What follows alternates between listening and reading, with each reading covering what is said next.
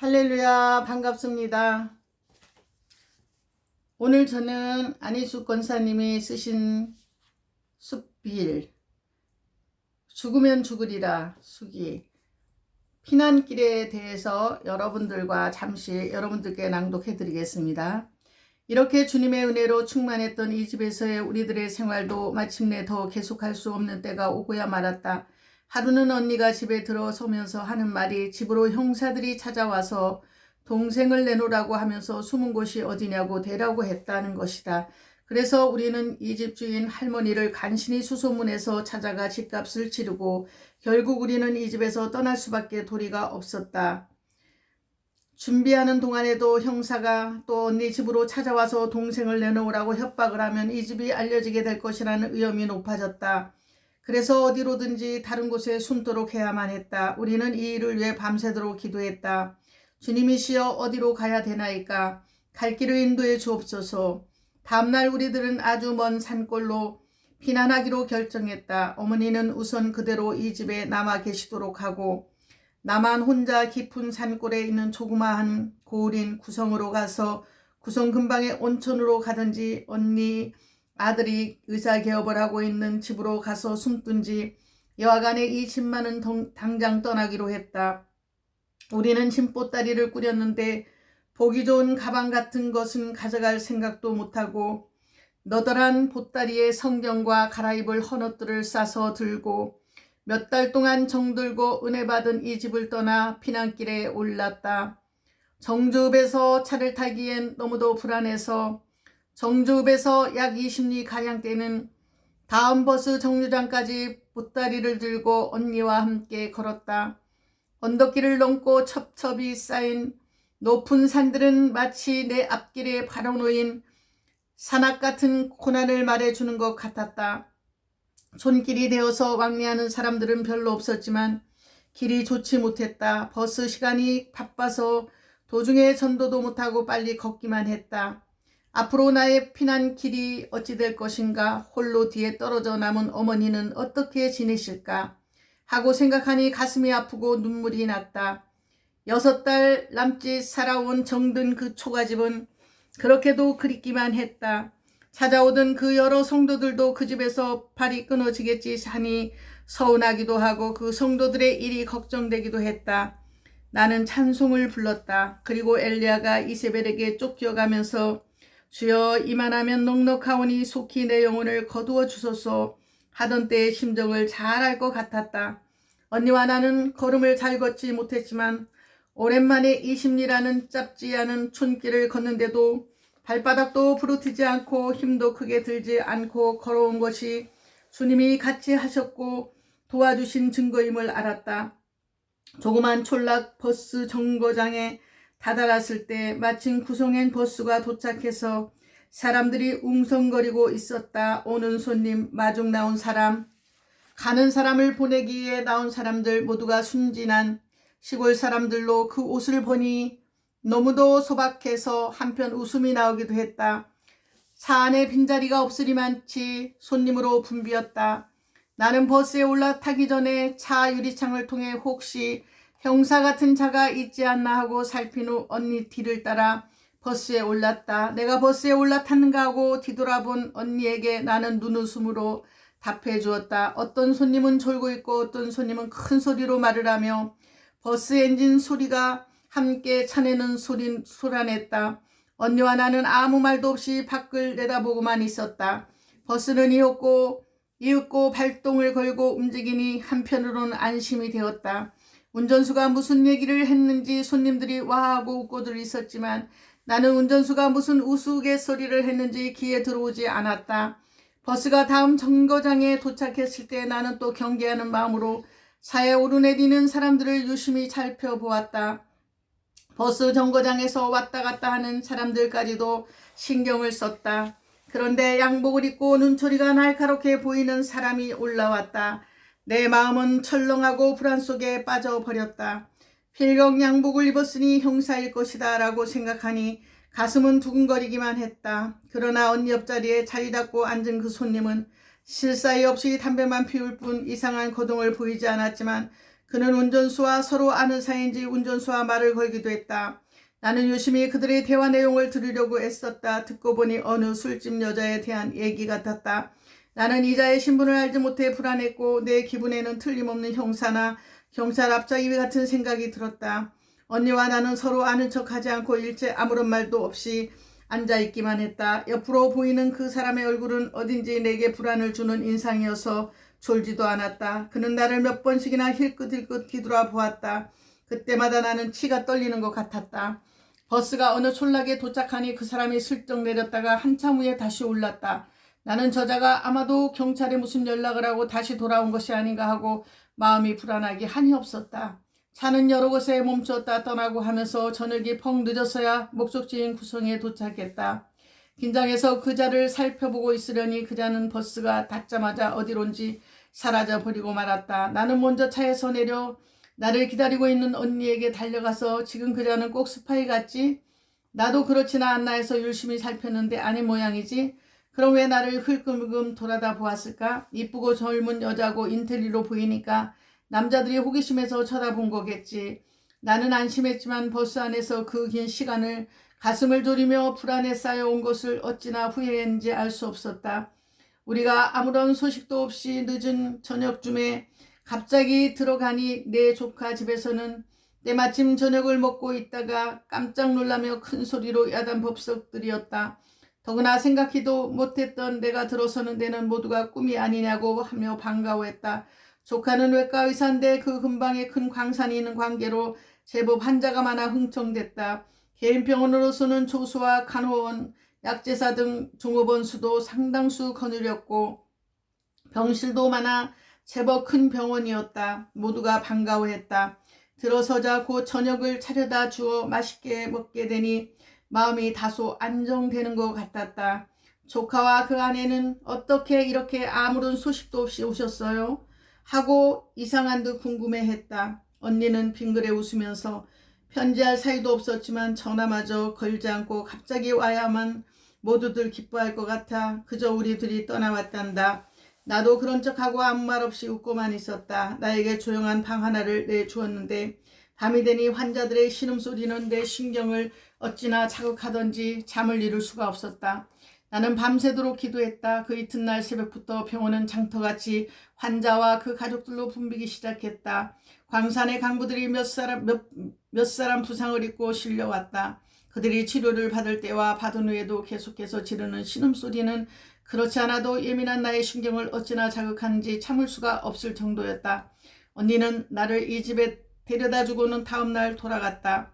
언니가 떠난 후 내가 방에 혼자 있으니 조카와 그 친구들, 병원 종업원들이 제각기 인사한다고 찾아와서 노크를 하는 데는 곤혹을 느끼지 않을 수 없었다. 병원 일로 그렇게 바쁘면서도 조카는 시간마다 틈만 있으면 방으로 들어와서 오래 쉬고 가라고 모든 친절을 다했다. 부식도 이 시골에서는 구할 수 없었다고 하면서 신우주까지 사람을 보내서 사다가 특별히 요리를 해주는 것이었다. 이와 같은 특별한 대우를 받으니보다는 오히려 나 혼자 조용히 지내게 해주기를 바랐다. 그들은 남의 마음은 아랑곳 없이 언니도 나를 조용히 지내도록 해주라고 부탁했는데도 조카와 그 가족은 나를 귀한 손님이라고 자기네들 친구를 청하고 특별한 음식을 만들고 하기 때문에 오히려 나는 더 초조해지고 편안치가 못했다. 그런데도 나는 체면상 일주일을 보냈다. 그런데 이 집에도 형사가 가까이 다니고 있는 것을 알게 되었다. 그것은 의사인 내 조카와 친한 사이가 되어 찾아오는 것이었지만 그래도 나는 불안을 떨쳐버릴 수가 없었다. 나는 떠나기로 결심했다. 너무 오래 묵었으니 어머님이 염려하실 듯해서 집으로 돌아가야 되겠다고 말하고 길 떠날 준비를 했다. 조카 부부는 나의 마음속은 알지 못하고 여름이나 지나서 돌아가라고 만류했지만 나는 그럴 수 없었다. 이 집에 있는 일주일 동안은 주의 사방이 어찌나 소란하고 불안했던지 나는 도무지 기도와 성경 보는데 여간 힘든 것이 아니었다. 버스 정거장까지 전속 나온 조카 부부와 그의 며칠 동안 알게 된 몇 사람의 종평원 종업원들과 정거장에서 작별하고 그 근방에 있는 온천으로 가는 차를 잡아탔다. 온천까지는 1시간도 안 걸렸다. 온천을 왕래하는 버스이기 때문에 제법 많은 손님들이 내리고 타고 했다. 나는 이 사람들 중에 경찰 스파이나 형사가 있지 않나 하고 경계하는 마음으로 긴장했다. 차에서 내린 나를 보따리를 아는 채 여간 안내자들이 줄지어 서 있는 앞을 걸어서 온천 거리를 찾아 들어갔다. 그런데 어린아이 하나가 뒤따라오더니 여간으로 안 가세요? 하며 자기가 조용한 여관을 안내해 드린다고 한다. 하는 수 없이 이 아이를 따라 여관에 들어가기로 했다. 여관은 제법 깨끗했지만 어느 방이나 모두 남녀들이 쌍지어 들어있었다. 나는 점심을 먹으러 나온 김에 이것보다 한적한 곳이 없을까 하고 찾아다녔다.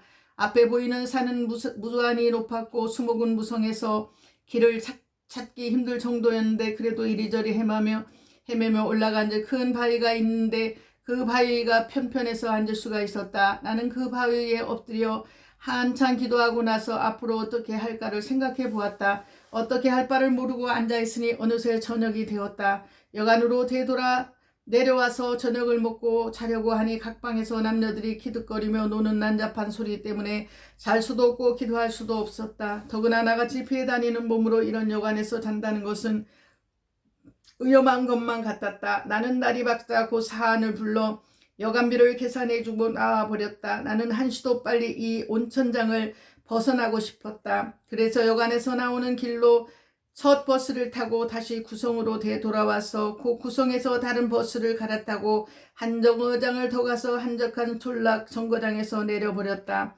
아는 사람도 없고 갈 곳도 없고 또 어디를 가야 할지 막연했다. 우선 음식점을 물었더니 그런 영업집은 없다고 하면서 솔락 아이들이 나를 웬 보지 못하던 여자일까 해서 이상한 생각이 드는지 내 뒤를 따라오면서 나를 쳐다보고 내 거동을 살펴보는 것이었다. 아무것도 먹지 못한 채 나는 우선 아이들에게 이곳에 예배장이 있느냐고 물어보았다. 그랬더니 한 아이가 나를 그곳을 조그만 예배당으로 안내해 주었다. 예배당 문은 열려 있었다. 예배당 문으로 들어서자 나는 깜짝 놀랐다. 이런 벽돌에 보잘것없는 초라하고 조그만 예배당까지도 강대 위에 일본인 귀신인 우상이 가미다나 귀신 당직이 걸려 있었다. 나는 이것을 보자 기분이 이상해서 이 예배당에 잠시나마 머무를 수가 없었다. 예배당을 나오자 곧장 산을 찾아 올라갔다. 초목들은 나를 반겨주었다. 나는 산으로 올라가서 쉴 곳을 찾으니 큰 나무 밑에 바위가 있어서 나는 거기 앉아 곤대 보따리에서 성경을 꺼내 사도 바울의 서신 중 고린도후서를 읽어 나갔다. 우리가 이 보배를 질그릇에 가졌으니 이는 능력이 심히 큰 것이 하나님께 있고 우리에게 있지 아니함을 알게 하려 함이라. 우리가 사방으로 우겨쌈을 당하여도 쌓이지 아니하며 답답한 일을 당하여도 낙심하지 아니하며 핍박을 받아도 버림받지 아니하며 거꾸로 들임을 당하여도 망하지 아니하고 우리가 항상 예수 죽인 것을 몸에 짊어짐은 예수의 생명도 우리 몸에 나타나게 하려 함이라. 우리 산자가 항상 예수를 위하여 죽음에 넘기움은 예수의 생명이 또한 우리 죽을 육체에 나타나게 하려 함이니라. 고린도후서 4장 17절에서 11절 말씀입니다. 성경 말씀을 본 후 또 마음속으로부터 흘러나오는 찬송을 힘껏 불렀다. 나는 계속해서 찬송을 불렀다. 찬송은 언제나 내 가슴속에서 끊이지 않고 계속 불러지는 고로 어떤 때는 나 자신이 내 가슴속에서 불리는 찬송을 가만히 듣고 있다가 따라 부르기도 했다. 나는 푸른 하늘에 떠도는 구름을 쳐다보았다. 저 구름이 옛날에는 하나님이 이스라엘을 인도하실 때의 구름 기둥이었으며 저 구름을 따라 이스라엘 진에 머물기도 했고 또 길을 떠나기도 했다고 하니 저 구름은 옛날 일을 다 알 것이 아닌가. 구름과 얘기를 하고 싶기도 했다. 그러나 한참을 쳐다보고 있으면 그 구름들은 나의 마음은 아랑곳 없이 제멋대로 뭉치고 흩어지는 것이 무엇을 알랴 싶기도 했다. 나는 문득 앞으로 차라리 남장을 하고 다니면 어떨까 하는 생각도 해보았다. 이런저런 생각에 잠겨서 지나는 동안 낮 시간도 다 지나고 어느새 저녁때가 되었다. 나는 오늘 밤 숙소를 찾아야 되지 않겠나 하고 생각하면서 산을 내려왔다. 아침도 점심도 다 굶었는데도 배는 안 고팠으나 해는 졌는데 어디로 가야 할지 갈 곳이 없었다. 그럴 때마다 나는 천지를 지으신 주님이 여우도 굴이 있고 공중에 나는 새도 깃들 곳이 있지만 인자는 머리 둘 곳이 없다라고 하신 말씀을 기억하고 가슴이 아팠다. 산 밑에서 불빛이 올라와 그 불빛을 찾아가 보았더니 모깃불을 뜰 안에서 피우고 있는 가난한 농가였다. 나는 염치도 없이 들어갔다.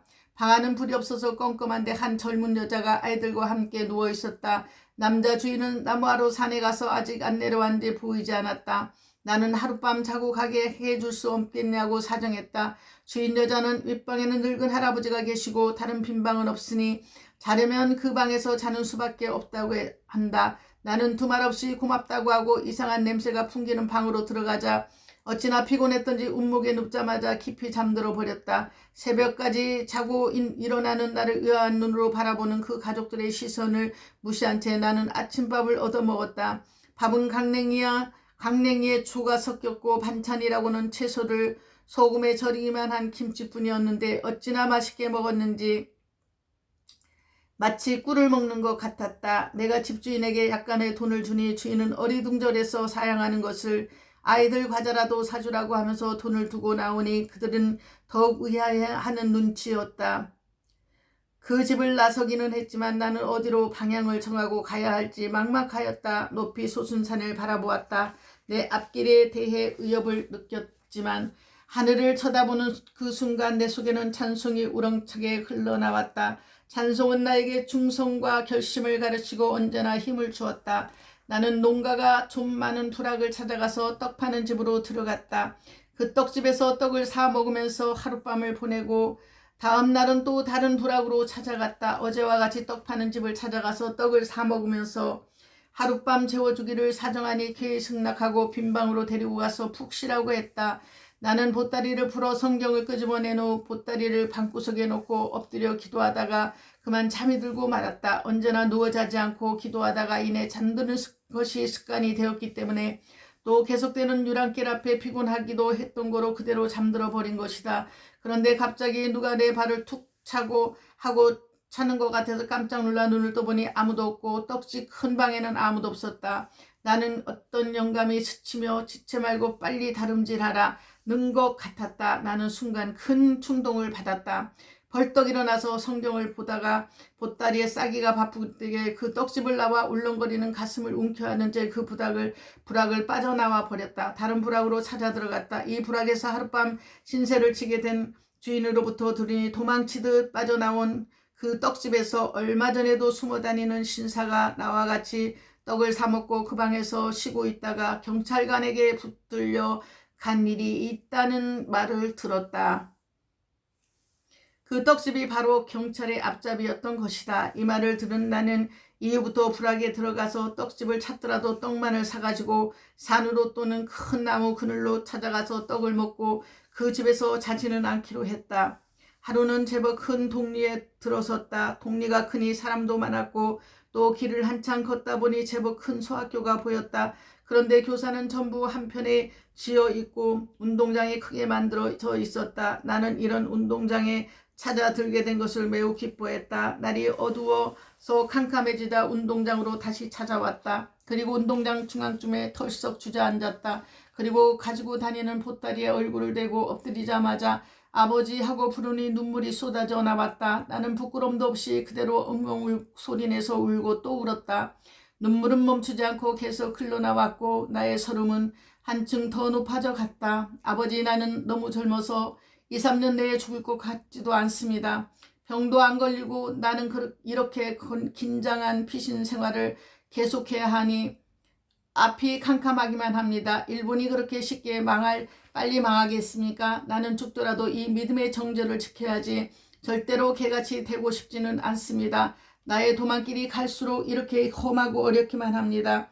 그래도 나는 주님께서 싫다 하시는 일을 하고 싶지 않습니다. 나는 죽어도 주님께 순종하겠습니다. 저에게 강한 힘을 주시옵소서 하며 간절하게 호소하던 중 나도 모르게 스르르 잠이 들었다. 비몽사몽간에 음성이 들렸다. 평양성으로 가라 하는 소리에 깜짝 놀라 깨니 하늘에는 별들이 내 길을 인도하듯이 총총히 번쩍거리고 있었다. 그러자 동네에서 닭이 울었다. 나는 엎드린 채 주님이 내게 음성으로 들려주신 그 사랑에 감격해서 다시 힘을 얻어 일어났다.